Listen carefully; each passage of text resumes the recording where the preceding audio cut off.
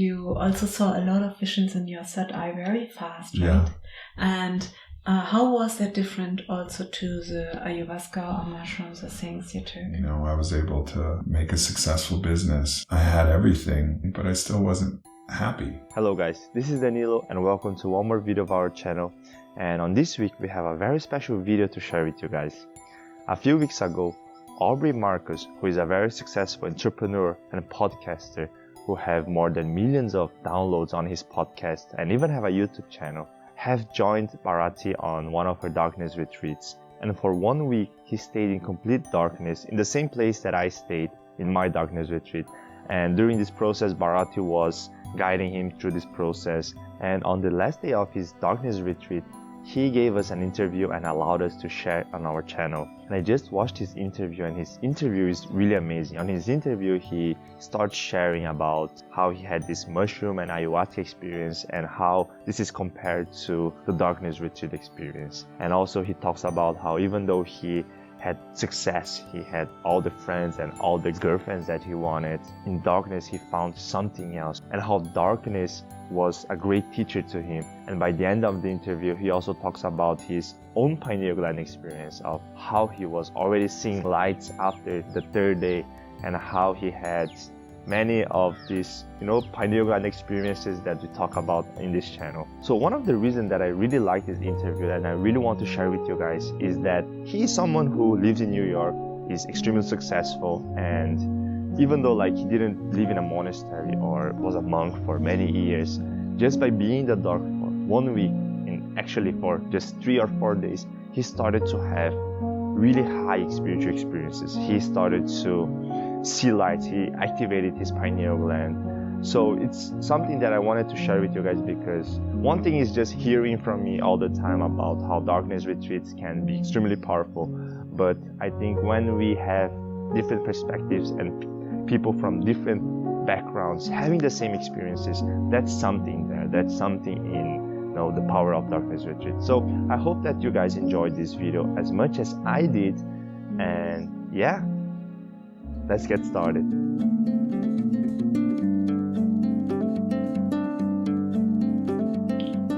So you said something brought you here to the darkness, and that you already tried so many medicines, as you call it, right? That's what you mean by that. Who doesn't know you? You mean by that some substances, right? Like ayahuasca. And what do you feel is the difference using the substances and going to the darkness? I feel like the darkness is very pure, and it's one of the reasons why I liked the plants versus the synthetics, like synthetic psychedelics like LSD or acid, is it feels like the plants always felt like they were guiding me. So, if you're in the tradition, you would call it the spirit of the plant that's guiding you. It felt very intelligent, like some ally was guiding me through a journey. But here in the darkness, it's just everything. It's pure. There's not another entity or guide or anything that's guiding you. It's you guiding you. And that's what's different about it. That's what's so special about it. And it's easy to not easy, it can be very difficult, but you learn to surrender and just allow the guidance of ayahuasca to take you somewhere, or surrender and allow the guidance of mushrooms or wachuma or something else. And some of those skills are necessary, just allowing the darkness to guide you. But it's in some ways more challenging, because the darkness it's just everything. So there's not like a clear guide, and there's not an end. There's not a clear end in sight either. It's not like, oh, this is a 4-hour journey. Right. And I can just listen to the music. Right. And make you can come down. Yeah, exactly. You don't come down. You just keep going up. Yes. Gets more and more. Yeah, exactly. It just keeps going up. So it's a very pure medicine. I think the purest medicine. Right. This and breath. Breath is very pure as well. But this is the most pure, because you use the breath in here a lot. And that was one of my best tools, was using the breath and using the practices of breathing to calm myself and center myself and get into meditation when my mind was going wild. And so it teaches you to use all your other skills, your meditation skills and your breath skills, and even yoga and different things that I could use to help center myself, find my center of centers. Right. And also I want to ask you, because I think many people look in the outside for happiness, as you already said in the beginning of your video that you did. And I know many people who feel like, oh, I want to get more famous, or, looking in the outside for things, right? And so actually, what brought you to that you had that U-turn? Like, oh, wait a moment, outside I can look for that things, but where is the happiness really lying for you? Well, I'm fortunate in that I was able to achieve so many of my goals. I was able to, make a successful business and write a best-selling book and have a podcast that's making an impact. Like, I had all the friends that I could ever want. I had all the girlfriends that I could ever want. And I had everything that, the childhood version of me always dreamed of getting, but I still wasn't happy. I still wasn't in love with my life. And so that was very fortunate for me that I was able to get everything that I was looking for, and then realize that really didn't matter. It was still me with me. Right. And that's it. Like, you can't escape yourself. You always take yourself with you. Yeah, exactly. It's your one companion, no matter where you go, and no matter whether you're flying, economy class or business class or your own private jet, it's still you in that seat. And so either way, you're going to have to reconcile and deal with yourself. Right. It's something you can't escape. And do you agree, or do you think that being not aware fully on the self and on your own, it also can be a trap to be super successful and connect yourself with that, or with that version about yourself, believing that? Sure. I mean, I think everything is very sticky. Like, all of the different things that we learn are very sticky. And if you're not aware of yourself, you'll think that you just need more. Right. Oh, well, if I just get more of the same, then that'll fix it. If I just get another car, if I just get this, if my podcast gets this many downloads, or if this book does this, or if this does this, then I'll be happy. Or if I meet this person, then that'll change everything. But, that's not the way. The way is through the inside. And that's an amazing realization, right? Because I think not many people have that opportunity to realize that and have that experience like you had. Yeah, I think, this is where I think, in some degree it's helpful to actually train yourself to, start achieving the things in real life that you're looking for, so then you can transcend that and recognize that that's all good. You don't have to give everything up, but you just have to change the way that you orient yourself to all of those things. Right. And you have to change the person on the inside, not about changing the outside. And what you are here for. Because I believe we are here for a reason. We have a job to do, right? We call it in India Dharma. So I always say, without Dharma is drama. Yeah, your purpose. The purpose, yeah. Yeah, so it's like, what is your real purpose? Right. Is it to make as much money as possible just for the sake of doing it? Be famous just for the sake of being famous? Is your purpose something greater, to learn and to serve and to love and to enjoy this life that we have this opportunity to enjoy? Yes. So great. And also I want to ask you, you also saw a lot of visions in your third eye very fast, right? Yeah.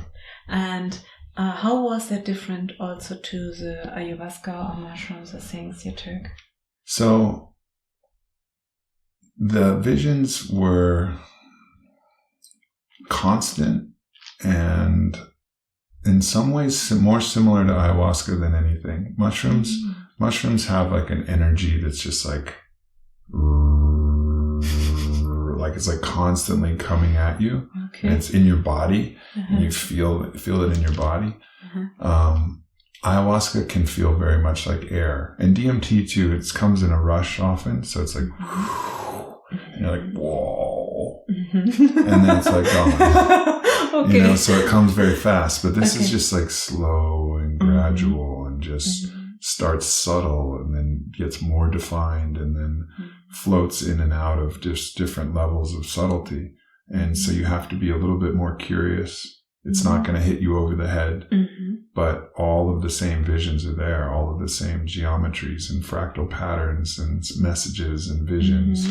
You know, sometimes they're really clear, like I had a vision of my father, you know, and sometimes they're very abstract. And but then learning to like get the messages from the abstract is something that with this time and with this like gentleness that it comes, and it sometimes doesn't feel so gentle. Sometimes it felt like everything was shaking, like the light can be dang, yeah, like a disco light. Yeah, it can be like that. So it's not always gentle, but it gives you enough of a pace that you start to be able to really understand it in a different way, and it doesn't have to hit you over the head. So, and when you think on the visions that you had, did you felt like the visions guiding you somewhere, like the vision from your father, like something went through with that? Yeah, always. You know, like always the visions have a lesson, and that's something you learn with the plants too. You know, like you learn to. Like I saw my father, and I won't tell the whole story, but I saw him reading a book, and I know enough from my visions to ask him what book he was reading in the vision.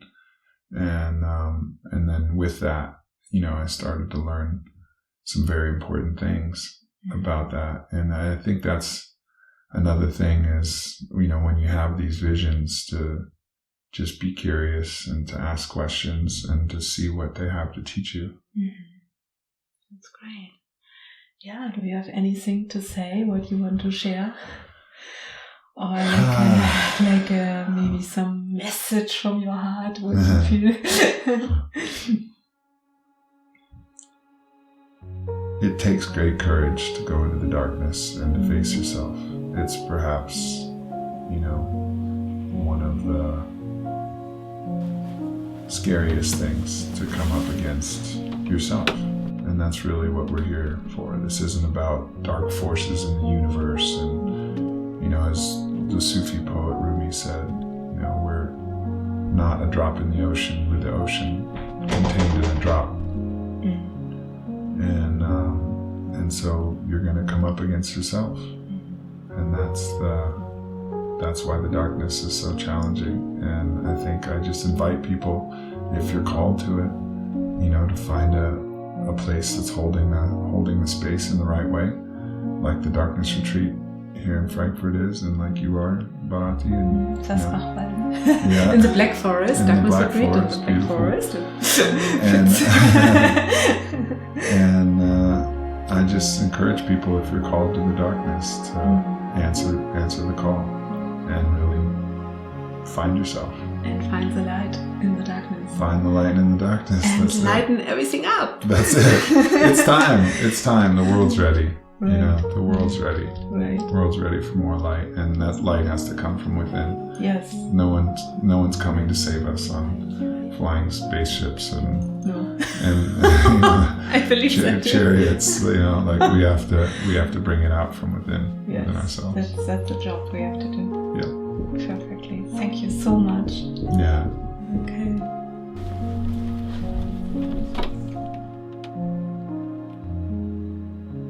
So I hope you enjoyed this interview, and I'm leaving below the link to his full podcast about his darkness retreat. Last week he made a podcast sharing all of the depths of his experience while being 7 days in the dark.